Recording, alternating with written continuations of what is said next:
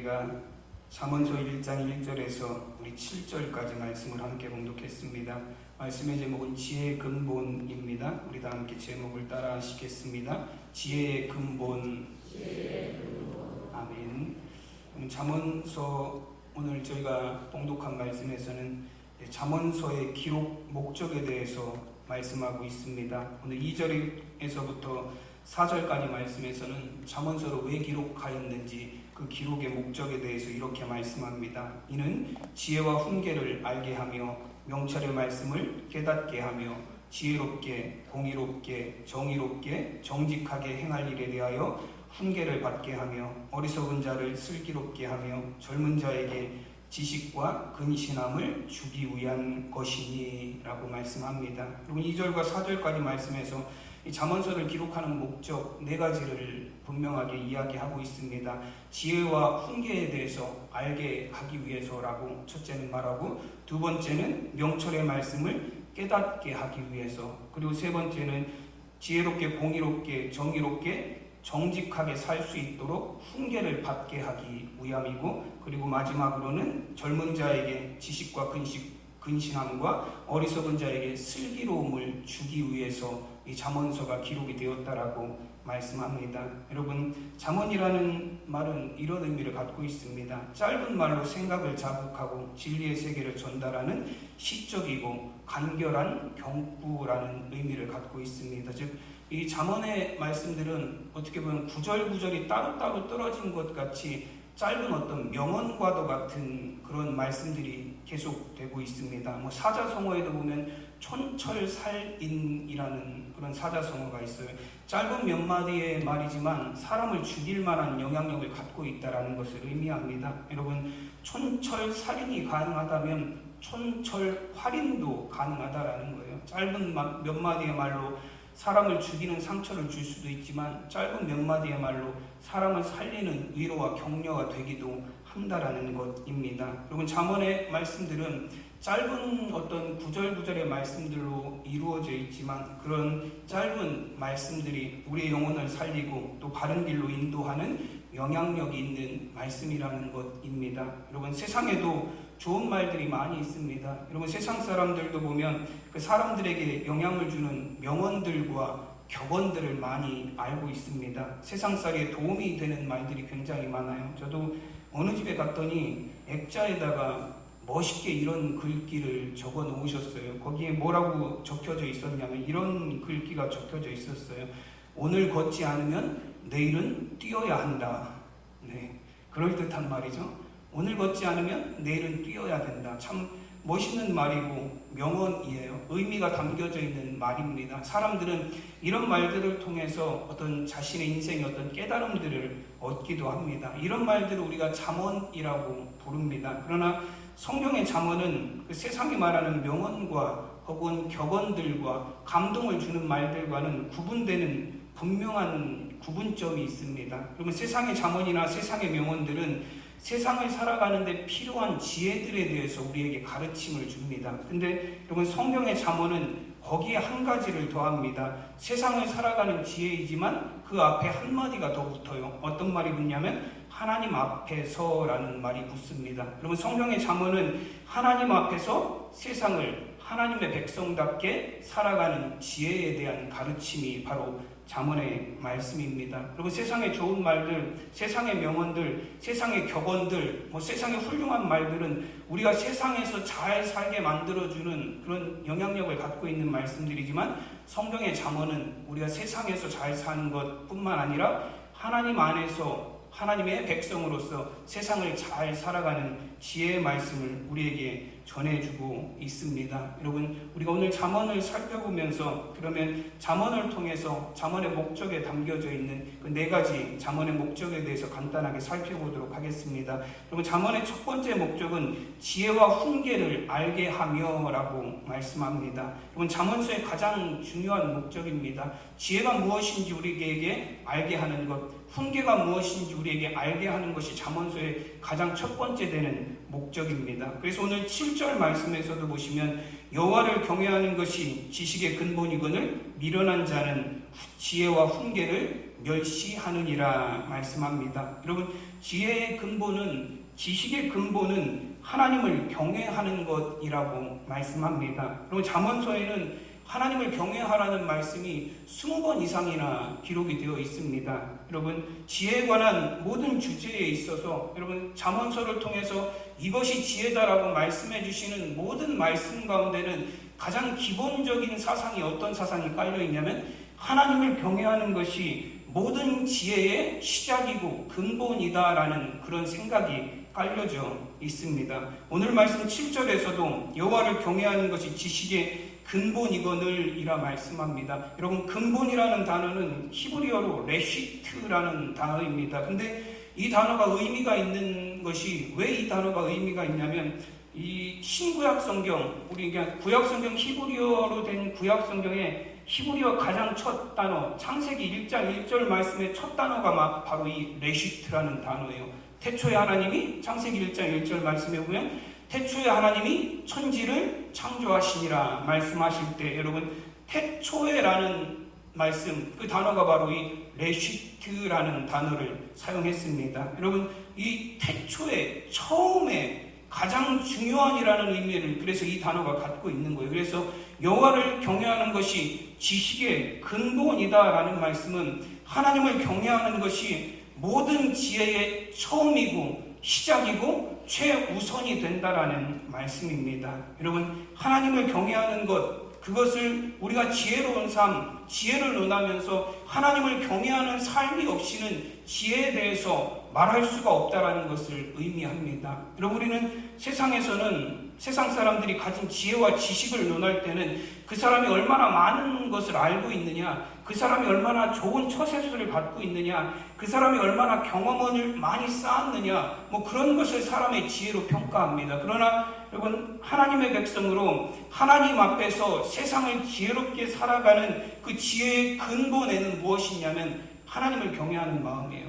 여러분, 아무리 똑똑해도, 아무리 지식이 많아도, 아무리 세상에서 이것저것 다 긁어모으는 그런 능력이 있어도 하나님을 경외하는 마음이 없는 사람은 지혜로운 삶을 살아가지 못합니다. 여러분, 하나님을 경외하는 것이 지혜의 근본입니다. 그래서 메시지 성경에서는 오늘 7절 말씀을 이렇게 기록하고 있습니다. 하나님과 함께 출발하라. 지혜의 첫걸음은 하나님 앞에 엎드리는 것이다 라고 말씀합니다. 여러분, 하나님 앞에서 지혜로운 삶이란 하나님을 가까이 하고 여러분 하나님을 경외하는 삶을 살아가는 것입니다. 여러분, 한국에서 우리 교계의 유명한 목사님 중에 한 분은 항상 다니실 때 이렇게 오른손을 쥐고 다니셨대요. 주먹을 살짝 쥐듯이 이렇게 쥐고 항상 다니시는 거예요. 그래서 주변의 사람들이 그 목사님에게 궁금해서 물어봤어요. 목사님은 왜 다니실 때 항상 이렇게 주먹을 살짝 쥐고 다니시냐고 물어봤더니 이 이유에 대해서 목사님이 이렇게 대답을 하셨대요. 저는 항상 하나님의 손을 잡고 다닙니다 라고 그렇게 말씀하셨다라는 거예요. 하나님이 보이지 않지만 늘 의식하면서 살아가는 거예요. 나의 삶은 늘 하나님의 손을 붙들고 하나님과 함께하는 삶을 살아가고 있다는 걸 의식하는 거예요. 여러분, 그것이 하나님을 경외하는 삶입니다. 하나님이 나와 항상 함께 하심을 깨닫고 하나님의 말씀을 통해서 내 삶의 교훈을 받아서 그러면 세상의 지혜가 아니라 하나님의 생각과 하나님의 뜻이 내 삶 가운데 이루어지는 삶을 살아가는 것, 그것이 하나님을 경외하는 거예요. 여러분, 지혜는 하나님을 우리의 삶의 첫 번째가 되게 하는 것, 그런 하나님을 향한 경외로움을 갖는 것, 그것이 지혜입니다. 여러분, 지혜는 어려운 것이 아니에요. 여러분, 우리는 세상의 지혜와 성경에서 말하는 하나님이 주시는 지혜를 동일하게 여겨서 우리가 많은 걸 알고 많은 걸 배우고 똑똑하고 잘나고 잘 살고 그런 게 지혜라고 우리는 착각하면서 살아요. 여러분, 그러나 성경이 말하는 하나님의 백성으로서 갖추어야 될 참된 지혜는 하나님을 경외하는 마음입니다. 하나님을 경외하는 그 경외의 마음이 없이는 누구도 지혜의 첫 출발을 하지 않은 거예요. 여러분, 하나님을 경외하는 저와 여러분의 삶이 되시기를 바랍니다. 늘 하나님이 나와 함께 하시고 말씀으로 나의 삶을 인도하고 계심을 깨달아 하나님 앞에 겸손히 머리 숙이는 저와 여러분이 될 수 있기를 간절히 축원합니다. 그리고 훈계를 알게 한다라고 말씀하세요. 지혜는 하나님을 경외하는 것, 그것이 지혜의 시작이다라고 말씀하셨는데, 그럼 훈계를 또 알게 한다라고 말씀하세요. 훈계라는 단어는 히브리어로 무사르라는 단어를 사용했습니다. 그 의미는 이런 뜻을 갖고 있어요. 엄격한 교관의 감시와 꾸짖음 아래에서 훈련을 받다라는 의미를 갖고 있습니다. 여러분, 이 훈계라는 건 어떤 의미를 갖고 있냐면, 내가 훈련을 받는데 조금 잘못하면 옆에서 교관이 나를 심하게 채찍질하는 거예요. 그래서 잘못된 것을 바로 고칠 수 있도록 그렇게 교관이 나를 계속해서 채찍질하는 거, 그걸 이제 훈계라고 그렇게 표현하고 있습니다. 여러분, 잠언은 어떤 말씀이냐면, 어떤 분들은 잠자가 들어가서 들으면 잠이 오는 말씀, 뭐 그렇게 생각하는 분들도 있더라고요. 근데 이 잠자는 잠이 오는 말씀이 아니라 오히려 잠을 깨우는 말씀이에요. 잠자가 뭐죠? 바늘을 뜻하는 단어예요. 그래서 이 잠자에 보면 이렇게 대나무 죽자가 2개가 올라가 있대요. 그래서 대나무로 만드는 침, 예전에는, 지금은 뭐 침을 은으로 만들고 금으로 만들고 철로 만들고 하지만 예전에는 대나무로 침을 만들었대요. 그래서 대나무 침으로 찌르다라는 의미를 갖고 있어요. 잠언이라는 뜻은 대나무 침으로 찔러서 잠든 사람을 깨우고, 잠든 영혼을 깨우고, 나태해진 사람을 깨우는 것, 그런 의미를 갖고 있는 게 잠언의 말씀입니다. 즉 오늘 말씀에서도 지혜와 훈계가 짝을 이루어서 나옵니다. 하나님을 경외하는 것이 지혜의 근본이고, 또 그 지혜와 함께 짝을 이루어서 훈계가 나옵니다. 지혜와 훈계를 알게 하며 라고 말씀하세요. 즉 훈계라는 것은 무엇이냐면, 지혜를 벗어난 우리의 삶이 다시 지혜의 삶으로, 하나님을 경외하는 삶으로 다시 돌아올 수 있도록 우리를 찌르는 말씀들이다라는 의미를 갖고 있어요. 우리를 채찍질하는 말씀들이라는 것을 의미합니다. 우리가 잘못된 길로 갈 때에 우리를 꾸짖어서 바른 길로 되돌아오게 만드는 교관의 역할을 하는 게 바로 이 훈계다라는 것입니다. 그래서 잠언의 말씀에서는 훈계와 권면에 관한 말씀들이 정말로 수도 없이 나옵니다. 잠언서 8장 33절의 말씀에 보면 훈계를 들어서 지혜를 얻으라, 그것을 버리지 말라 말씀합니다. 훈계를 들으면 지혜의 삶이 우리의 삶 가운데 회복이 된다라는 거예요. 잠언서 12장 1절 말씀에는 훈계를 좋아하는 자는 지식을 좋아하거니와 징계를 싫어하는 자는 짐승과 같으니라 말씀합니다. 훈계를 받아들이는 삶은 그 삶의 지혜의 삶이 회복이 되지만, 하나님을 경외하는 삶이 회복이 되지만, 훈계를 멸시하고 싫어하는 자들은 짐승과 같은 삶을 살게 된다는 것입니다. 그러면 사람은 누구나 연약하고, 사람은 누구나 흔들리는 삶을 살아갑니다. 때로는 잘못된 길로 가기도 하고, 때로는 잘못된 판단을 하기도 해요. 여러분, 근데 더 문제는 뭐냐면, 내가 잘못된 길로 가면서도 내가 깨닫지 못하는 거예요. 내가 잘못된 길을 가면서도 바른 길로 간다라고 착각하고 있는 거예요. 그럼 그건 정말로 심각한 문제예요. 여러분, 잘못된 것을 깨닫는 것은 나쁜 게 아니에요. 그럼 내가 잘못된 길로 가다가 깨달았어요. 그리고 내가 다시 돌이키는 것은 정상적인 일이에요. 오히려 회복에 도움이 됩니다. 근데 더 큰 문제는 뭐냐면, 잘못된 길로 가는데도 그게 바른 길인 줄 알고 계속 그 길을 가는 거예요. 여러분, 우리가 가끔 뉴스 인터뷰나 사건들을 볼 때도 보면, 어떻게 사람이 저럴 수 있지? 뭐 그런 사건들이 있어요. 사람이 어떻게 저럴 수 있지? 야, 인간의 탈을 쓰고 어떻게 저런 일을 할 수 있지라고 생각하는 사람들이 나옵니다. 근데 그런 사람들도 인터뷰하는 내용들을 보면 뭐라고들 이야기하냐면, 그렇게 될 줄은 몰랐다는 거예요. 나도 그렇게 될 줄은 몰랐다는 거예요. 나도 그렇게까지 될 줄은 몰랐다는 거예요. 내가 의도하지 않았는데 그런 일들이 생겼다라고 말을 합니다. 여러분, 잠언서 16장 25절 말씀에서도 보면 이런 말씀이 있어요. 어떤 길은 사람이 보기에 바르나 필경은 사망의 길이니라 말씀합니다. 그럼 어떤 길들은 우리가 생각하기에 바른 길이라고 생각하고 따라갔는데, 가서 마지막에 이르러서 보면 거기에는 사망이 기다리고 있는 죄악의 길이었다라는 표현이에요. 그럼 어떤 길들은 우리가 옳은 길이라고 믿고 확신하고 열심히 따라갔는데, 알고 보니까 그 길이 틀린 길이고 잘못된 길이었다라는 거예요. 여러분, 왜 이런 일들이 우리의 인생 가운데 생깁니까? 정말로 이게 옳은 거고 바른 거고 이게 맞는 거다라고 생각하면서 열심히 그 길을 따라가고 추구했는데 그 길 끝에 가보니까 사망의 길이에요.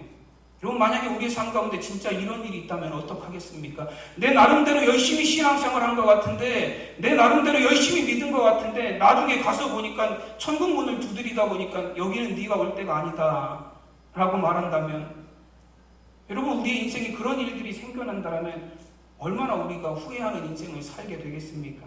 여러분, 잠언서 12장 15절 말씀에서는 그 원인에 대해서 이렇게 말씀하세요. 왜 사람들이 잘못된 길을 가면서도 깨닫지 못하고 돌이키지 못하는가에 대해서 잠언서 12장 15절에서는 이렇게 말씀합니다. 미련한 자는 자기 행위를 바른 줄로 여기나 지혜로운 자는 권고를 듣느니라 말씀합니다.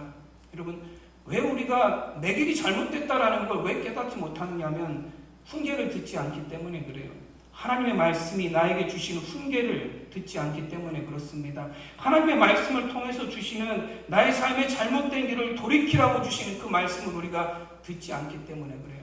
권고를, 훈계를 듣지 않음으로 말미암아 내가 옳다라고 생각하고 내가 맞다라고 생각하고 잘못된 길로 계속 가다가 결국에는 사망의 길에 이르게 되는 것입니다. 여러분, 지혜로운 사람은 하나님의 말씀의 권고와 훈계에 귀를 기울이는 사람입니다. 왜냐하면 말씀을 통한 훈계는 우리로 하여금 잘못된 길에 돌이켜서 바른 길로 갈 수 있도록 방향을 제시해 주기 때문에 그렇습니다. 여러분, 하나님을 경외하는 삶에서 벗어난 우리의 삶이 다시 하나님을 경외하는 삶으로 되돌아올 수 있도록 우리를 채찍질하는 말씀이기 때문에 그렇습니다. 그래서 잠언서 16장 20절 말씀에 보시면 삼가 말씀에 주의하는 자는 좋은 것을 얻나니 여호와를 의지하는 자는 복이 있느니라 말씀합니다. 여러분, 지혜는 하나님을 경외함으로 하나님을 가까이 하는 삶, 그것이 지혜의 삶이고, 훈계는 하나님으로부터 멀어지게 될 때에 우리로 하여금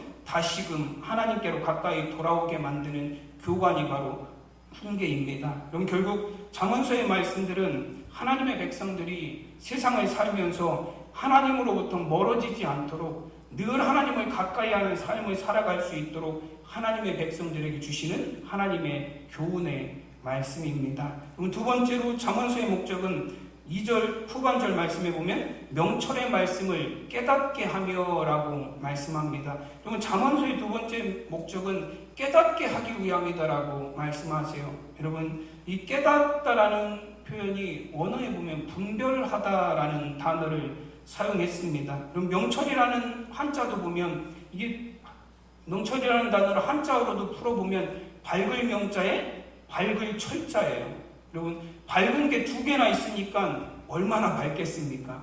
밝은 게 두 개나 있으니까 분명하다라는 의미를 갖고 있는 거예요. 명철이라는 것은 분명하게 우리에게 밝혀준다라는 의미를 갖고 있습니다. 그럼 잠언의 말씀은 하나님의 백성들이 말씀을 깨달아 분별력을 가질 수 있게 해주는 말씀이에요. 여러분, 세상에서 우리가 무분별하게 이건지 저건지 방황하는 삶이 아니라 분명하게 말씀을 통해서 우리에게 이것이 하나님의 말씀이고 이것이 하나님의 뜻이고 이것이 하나님이 원하시는 것이다라는 걸 밝히 보여주는 그런 분별력을 가질 수 있도록 우리에게 주시는 말씀이다라는 거예요. 여러분, 솔로몬 왕이 하나님 앞에서 지혜를 구할 때 열왕기상 3장 9절에 보면 이렇게 하나님 앞에 지혜를 구합니다. 누가 주의 이 많은 백성을 재판할 수 있사오리이까? 듣는 마음을 종에게 주사 주의 백성을 재판하여 선악을 분별하게 하옵소서라고 말합니다. 여러분, 솔로몬 왕이 하나님 나에게 듣는 마음을 주셔서 내가 선악을 분별할 수 있도록 하시옵소서라고 기도합니다. 여러분, 선악을 분별한다는 것은 무엇이냐면 정의롭고 공의롭고 하나님 보시기에 옳은 것들을 분별할 수 있는 그런 지혜를 달라는 거예요. 근데 그런 지혜가 어디로부터 오냐면 듣는 마음으로부터 온다라는 거예요. 하나님의 말씀을 마음으로 들을 때, 하나님의 말씀을 통해서 지혜를 얻을 때 우리가 세상에 선과 악을, 옳고 그른 것을, 정의롭고 공의로운 것을 분별하는 지혜를 얻게 될 수 있다라는 말씀입니다. 여러분, 그래서 잠언서 16장 10절 말씀에 보면 하나님의 말씀이 왕의 입술에 있은즉 재판을 할 때에 그의 입이 그르치지 아니하리라 말씀합니다. 여러분, 우리가 훈계에 대해서 말씀을 나누면서도 살펴보았듯 사람들이 왜 사망의 길로 가면서 잘못된 길로 가면서 그 길이 바른 길이라고 착각하며 살아갑니까?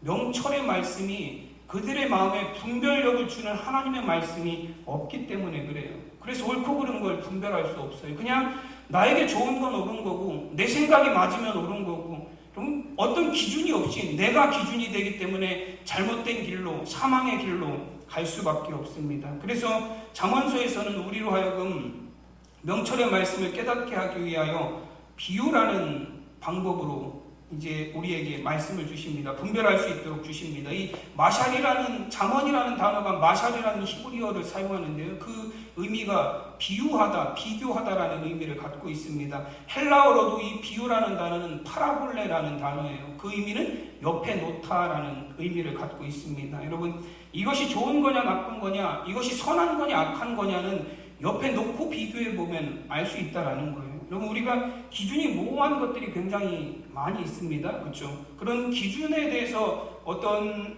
이것이 옳은 거냐 아닌 거냐를 결정할 때는 옆에 놓고 한번 비교해 보는 것이 중요하다라는 거예요. 여러분, 제가 여러분이 보기에 잘생긴 것 같으세요? 못생긴 것 같으세요? 잘 모르겠죠? 왜냐하면 이거는 기준을 정하기가 어렵기 때문에 그래요. 근데 기준을 제 옆에다가 장동건을 데려다 놓고 제 옆에다 놓으면 저는 못생긴 거예요.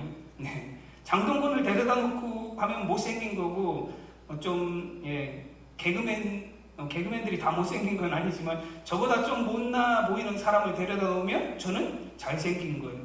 옆에 놓다라는 게 어떤 그런 분명한 기준을 준다라는 의미를 갖고 있습니다. 잠언서의 말씀은 그렇게 옆에 놓고 비교를 해주세요. 그래서 잠언서는 항상 같이 나와요. 의인과 악인, 지혜로운 자와 미련한 자, 그리고 하나님의 말씀에 순종하는 자와 말씀을 멸시하는 자, 권면을 듣는 자와 징계를 멸시하는 자, 비교해서 두 부류로 계속해서 번갈아 가면서 말씀이 나와요. 그래서 여러분, 우리가 이것이 정말로 하나님이 원하시고 하나님이 뜻하시는 하나님의 지혜구나라는 걸 우리가 분별할 수 있게 해줍니다. 그래서 여러 가지가 나와요. 생명이 담긴 잎과 독을 머금은 잎과 그런 비유의 말씀들이 계속해서 잠언서 시작부터 끝까지 비유의 말씀들이 계속해서 등장을 하고 있습니다. 그래서 잠언서의 말씀을 통해서 우리에게 정말로 무엇이 하나님의 선이고 무엇이 의로운 삶이고 무엇이 의인들의 삶이고 어떤 삶이 지혜가 없는 삶이고 어리석은 삶이고 미련한 삶이고 어떤 삶이 멸망을 향해 가는 삶이고 어떤 삶이 사망을 향해서 가는 삶인지를 비교를 통해서 비유를 통해서 우리에게 가르쳐 줍니다.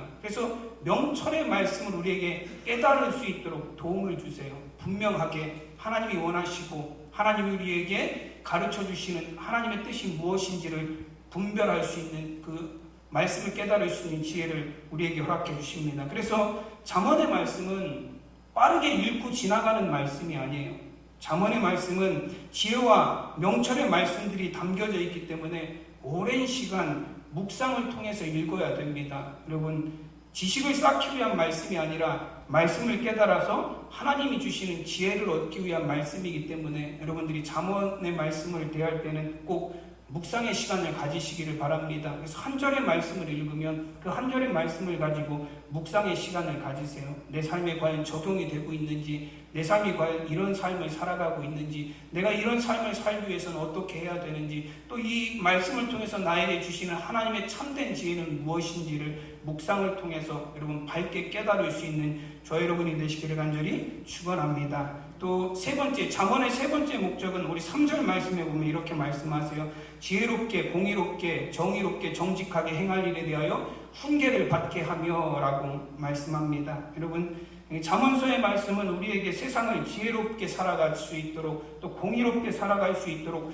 정의롭고 정직하게 살아갈 수 있도록 우리를 훈련하시는 말씀이다라고 그렇게 되어 있습니다. 3절에 훈계를 받게 한다라고 되어 있지만 이 말씀에 보면 훈계라는 단어가 권면이나 징계라는 말씀보다는 오히려 훈련을 하다라는 의미로 보는 것이 옳을 것 같습니다. 여러분, 훈련은 우리가 미리 하는 거예요. 지금도 올림픽이 한참 되고 있습니다. 우리나라 선수들 어제 금메달도 따고 동메달도 2개 따고 하는 것 저도 보았습니다. 근데 우리 선수들이 출전을 해서 좋은 성적을 내고 있는데요. 여러분, 우리 선수들이 좋은 성적을 낼 수 있는 비결이 무엇입니까? 미리 훈련을 했으니까 그렇죠. 훈련은 언제 하는 거예요? 미리 하는 거예요. 올림픽이 닥치면 올림픽이 시작됐으니까 이제 훈련을 하자가 아니에요. 훈련은 올림픽이 시작되기 이미 4년 전부터 다음 올림픽이 올 때부터 발표될 때부터 그 올림픽을 위해서 미리 준비하는 게 훈련이에요. 훈련을 미리 하지 않고 이제 올림픽이 됐으니까 이제 훈련하자 하는 사람은 결코 좋은 성적을 거둘 수가 없습니다. 어제 뭐 탁구 경기를 하는데요. 해설위원들도 그런 해설을 하더라고요. 이 탁구 공들이 엄청 빨라요. 빠른 공을 막 받아치는 걸 보면 야, 저건 우린 눈에도 안 보이는데 저 사람들은 저걸 어떻게 받아치나라는 생각을 해요. 근데 그 해설위원이 이런 얘기를 하더라고요. 저런 걸 어떻게 받아칠까라고 궁금해 하시지만 우리가 저거는 생각하고 하는 행동이 아니라고. 밥을 먹을 때 누가 생각을 하면서 밥을 먹냐고 그냥 먹지. 그것과 마찬가지로 저거는 생각하고 저 공이 오면 이렇게 쳐야지 생각이 아니라 그냥 공이 오면 아무 생각 없이 몸이 그냥 반응을 하는 거예요. 저절로. 그리고 그런 상태에 이르기까지 뭐가 필요하냐면 훈련이 필요하다는. 부단한 훈련을 통해서 몸에 익숙해져서 그냥 아무 생각을 하지 않아도 그런 상태가 되면 내 몸이 그런 방향으로 움직여가는 거예요. 그리고 훈련이라는 건 그런 의미를 갖고 있습니다. 여러분, 우리가 하나님의 말씀대로 사는 훈련을 평소에 하지 않으면, 우리가 그 말씀이 우리의 삶 가운데 적용되어야 될 그 시점이 왔을 때는 막상 그 말씀대로 우리가 움직여지지가 않아요. 여러분, 항상 우리는 말씀으로 훈련을 받아야 됩니다. 여러분, 하나님의 말씀으로 미리미리 훈련을 받아야 우리가 어떤 상황에서도 지혜롭게, 공의롭게, 정의롭게, 정직하게 행하는 삶을 살아갈 수가 있습니다. 그래서 잠언이라는 말이 프로버브이에요, 영어로 보면. 근데 그것은 프로라는 건 미리라는, 먼저라는 의미를 갖고 있고, 벌브라는 단어는 말이라는 뜻을 갖고 있어요. 미리 우리에게 주시는 말이다, 미리 하는 말씀이다라는 그런 의미를 갖고 있어요. 우리가 겪어보지 않았지만, 우리가 경험해보지 않았지만 말씀을 통해서 우리가 미리미리 훈련받을 수 있도록 주시는 말씀이다라는 거예요. 그래서 히브리서 5장 12절에서 14절까지 말씀해 보시면, 때가 오래되었으므로 너희가 마땅히 선생이 되었을 터인데 너희가 다시 하나님의 말씀의 초보에 대하여 누구에게 가르침을 받아야 할 처지이니 단단한 음식은 못 먹고 젖이나 먹어야 할 자가 되었도다. 이는 젖을 먹는 자마다 어린아이니 의의 말씀을 경험하지 못한 자요, 단단한 음식은 장성한 자의 것이니 그들은 지각을 사용함으로 연단을 받아 선악을 분별하는 자들이니라 말씀합니다. 여러분, 하나님의 말씀은 성도들을 연단하는 도구가 된다라는 거예요. 그래서 어린아이와 같은 믿음을 벗어나서 젖만 먹는 그 믿음을 벗어나서 이제는 단단한 음식을 먹을 만큼 그 믿음이 성장하고 성숙해서 선과 악을 분별할 줄 아는 장성함에 이르게 된다라는 거예요. 말씀을 통한 연단은 그렇게 우리에게 유익이 있다라고 말씀합니다. 여러분, 하나님의 말씀을 왜 훈련이라고 하고 왜 연단이라고 하겠습니까? 훈련이 쉬운가요? 올림픽에서 금메달 따는 선수들 훈련이 쉬운가요? 금메달 따는 건 영광스럽지만 그 훈련의 과정은 지독하게 어려운 과정이에요. 여기 연단이라는 말을 씁니다. 연단이라는 단어는 금이나 어떤 것들을 풀무불에 녹이는 과정을 의미하는 거예요. 여러분, 우리가 금은 좋아하지만 금이 연단되는 과정에 대해서는 우리가 별로 생각하지 않아요. 그러나 여러분, 금이 연단되기 위해서는 풀무불에 녹아지고 그 녹아진 것 가운데서 불순물을 다 걸러내고 거기서 또 순수한 것들만 모아서 그 안에서 연단이 되어서 비로소 빛나는 금이 되는 거예요. 그냥 이루어지는 게 아니다라는 거예요. 하나님의 말씀이 우리의 삶 가운데 정말로 정의롭게, 공의롭게, 정직하게 살아가는 우리의 삶에 힘이 될 수 있는 것은 말씀을 통해서 우리가 끊임없이 훈련되고 연단될 때 가능한 일이다라는 것입니다. 여러분, 말씀을 받지 않고 말씀의 은혜가 되지 않고 말씀을 깨닫지 못하고 말씀대로 살아가지도 아니하면서 우리가 어찌 말씀을 행하는 삶을 살아갈 수 있겠습니까?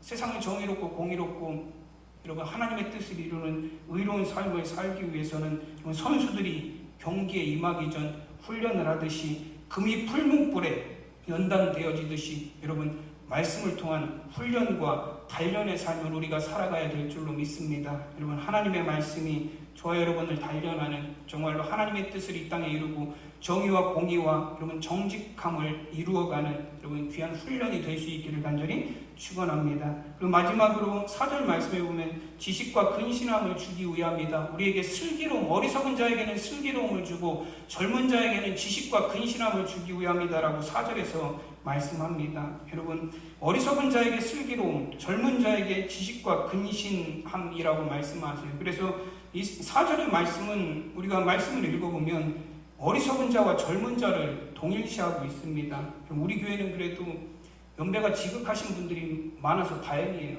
이 젊은 사람들이 많은 교회에서 이 본문을 읽었으면 젊은 사람들은 어리석은 자와 동일시하는 이 본문에 대해서 상처받는 사람들이 굉장히 많이 있었을 거예요. 근데 여러분 젊은 사람들을 어리석다라고 이 잠언에서는 많이 얘기해요. 젊은 건 곧 어리석은 거다라고 많이 표현을 합니다. 근데 왜 그런 표현을 하냐면 젊은 사람들을 무시해서 하는 얘기가 아니라 젊은 사람들은 어떤 계교가 없기 때문에 그래요. 어떤 능숙함이 없기 때문에 그런 표현을 합니다. 그래서 이 젊다라는 단어가 어떤 의미로 사용이 되냐면 단순하다, 순진하다 그런 의미를 갖고 있어요. 여러분 인생의 경험이 많은 분들은 노련해요. 그래서 계교가 많이 있고 좀 어떤 일이 있을 때 좀 빠져나가는 그런 능력들이 있습니다. 그런 계략들과 어떤 노련함이 있어요. 그러나 젊은 사람들은 그런 노련함이 부족해요. 단순하고 순진한 면은 있지만 노련함이 부족해요. 그래서 그런 인생의 경험이 부족하다라는 게 어떻게 보면 젊은 사람들의 약점이 될 수도 있다라는 거예요. 근데 요즘은 젊은 사람들뿐만 아니라 인생의 경험이 많고 노련한 사람들조차도 세상의 어리석음에 빠지는 경우가 허다합니다. 많은 사람들이 그래요.